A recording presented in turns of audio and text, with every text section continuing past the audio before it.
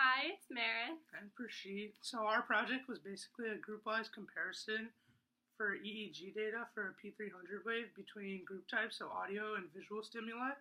So basically we measured EEG waves, which is just measuring neural activity non-invasively on the scalp.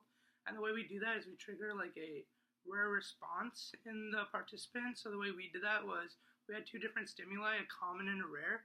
So we had the auditory data, which was the common stimuli, which was a low tone sound, and a high stimuli, the high frequency sound, was the rare stimuli. And then we had red and blue circles. Red was the rare stimuli, just because we figured like the red color might be a little more, stark in contrast to the blue.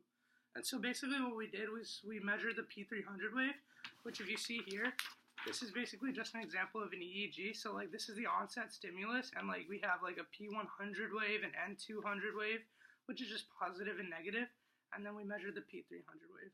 So that's what we're looking at here in the data. So the research question that we wanted to answer was, does the amplitude or the latency differ between the audio and the visual groups?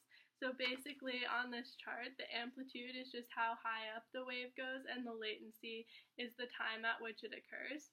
So we decided to use a group-wise analysis technique where you use the variable delta, which represents the difference between the two groups, and we performed Bayesian analysis on that to determine whether there was a difference between the average amplitude and average latency between the audio and visual groups.